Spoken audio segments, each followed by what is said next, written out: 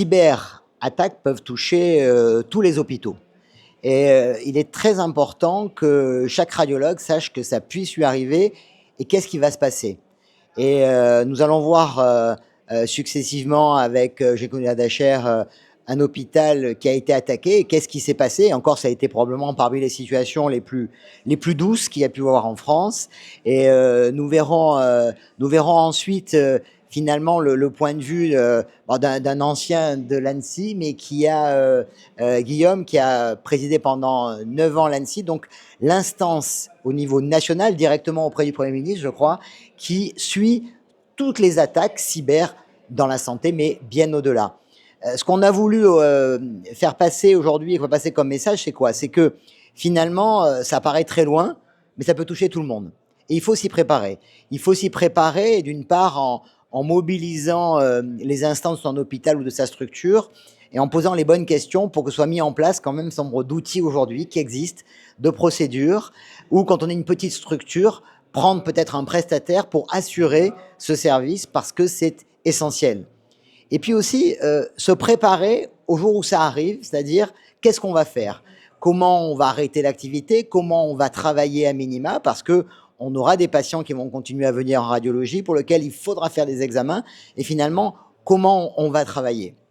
On a vu que finalement, les attaques qui ont eu lieu sont plus courtes ou parfois on a vu un hôpital pour lequel ça a duré plus d'1 an et ça n'a toujours pas repris une activité normale. Donc l'impact est énorme et au-delà de cet impact, eh bien, il faut voir comment soi-même on va pouvoir finalement faire face le jour où ça arrive. Donc c'est vraiment un sujet qui touche tout le monde.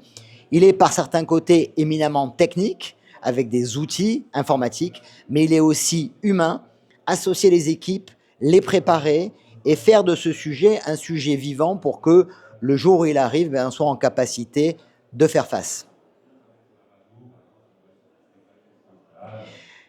Est-ce que tu pourrais, Nicolas, nous dire un petit peu comment ça s'est passé chez toi et finalement, qu'est-ce qui s'est passé dans la vraie vie le jour où c'est arrivé? Alors, ce qui s'est passé en pratique, ça se passe un vendredi soir. Souvent, les attaques sont au moment de fragilité des établissements. Vendredi soir, tout simplement, un interne s'aperçoit que son logiciel métier ne fonctionne plus, donc il donne l'alerte après avoir fait quelques tentatives infructueuses de redémarrage de son PC, il donne l'alerte au service informatique, et là, les ingénieurs informatiques s'aperçoivent qu'effectivement, il y a un intrus dans le système, avec des fichiers qui sont chiffrés et des applications qui, peu à peu, les unes après les autres, deviennent inutilisables. Alors ça a été assez traumatisant. Tout de suite, le diagnostic d'attaque a été fait. Très rapidement, des contacts ont été pris avec l'agence que vous dirigiez à l'époque, l'Agence nationale de sécurité informatique, évidemment, alerte à l'agence de santé, à la direction générale, etc., etc. Et ce qui s'est passé, la réaction a été assez bonne dans notre établissement parce qu'il y avait un plan de prévoyance, un plan oui, c'est ça, qui avait été mis en place, et très rapidement une cellule de crise qui s'est mise en place.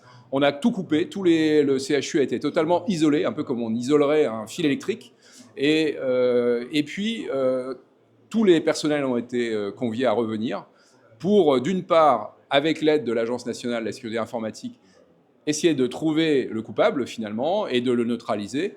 Et dans le même temps, très rapidement, la phase qu'on appelle de remédiation, de remise en place du système et des applications les unes après les autres. Alors tout ça a été fait sous la houlette de mon directeur des services informatiques, qui s'appelle Sylvain François, qui est toujours en poste aujourd'hui, et qui m'a beaucoup rafraîchi la mémoire, hein, parce que ça s'est passé en 2019. Et finalement, au final, en une semaine à peu près, tout a été réglé. Pourquoi? Parce qu'il y avait eu un plan de prévention extrêmement solide en amont. Ce qu'il faut savoir, c'est que c'est une des plus belles histoires de ce qui est arrivé. Il y en a certains, c'est arrivé il y a 2 ans, il y a 3 ans, il y a 4 ans. Ils n'ont toujours pas retrouvé finalement le retour à la normale. Guillaume Boupard, en tant que directeur de l'ANSSI pendant 9 ans, vous avez vu beaucoup d'attaques en radiologie. Qu'est-ce que vous pouvez nous en dire des hôpitaux et de la radiologie? Et puis, quels enseignements vous en tirez? Oui, beaucoup d'attaques, malheureusement. Il faut savoir que dans le domaine de la cybercriminalité, il n'y a pas d'éthique. Peut-être que certains en ont une, mais enfin, il faut l'oublier. Il n'y a pas de Robin des Bois, c'est de vrais criminels. pilotés par des mafias, par du crime organisé, vraiment de la pire espèce. Et attaquer un hôpital comme attaquer une entreprise, attaquer une administration, pour eux c'est pareil. L'important c'est de faire payer des rançons à des victimes. Et voilà, même en plein Covid, attaquer un hôpital, ça les dérange pas. Donc on peut tous être des cibles. Ça, il faut bien l'avoir en tête, c'est anxiogène, mais il faut l'avoir en tête pour pouvoir bien se protéger, bien l'anticiper. Et aujourd'hui, l'anticiper, c'est pas forcément hors de portée, heureusement d'ailleurs. Par contre, ça nécessite un véritable effort parce que la cybersécurité, voilà, c'est pas l'expertise de tout le monde, évidemment. Et donc moi, ce que je recommande vraiment, c'est d'abord de faire remonter ce sujet en termes de gouvernance. C'est un sujet pour les chefs, pour les décideurs avant tout. Ça ne peut pas être que le sujet des experts techniques qui n'auraient pas les moyens pour le réaliser. Donc faire remonter ça au niveau de la gouvernance pour faire les bons arbitrages. Sensibiliser également tous les collaborateurs. Chacun peut avoir un rôle à jouer.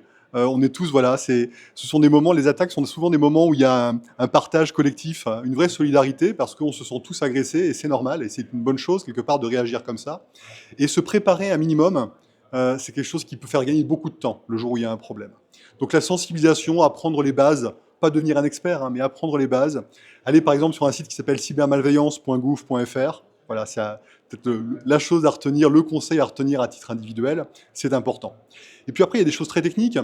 Évidemment, c'est le travail du DSI, c'est le travail des experts cyber de protéger l'hôpital, de protéger les entités.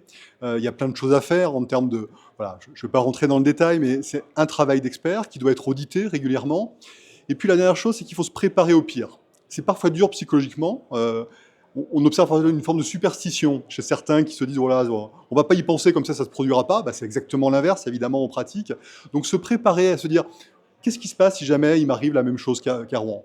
Comment je réagis? Qui j'appelle? Comment est-ce qu'on fait pour communiquer? Comment est-ce qu'on fait pour s'organiser rapidement? Qui on appelle? Où est-ce qu'on va chercher du secours?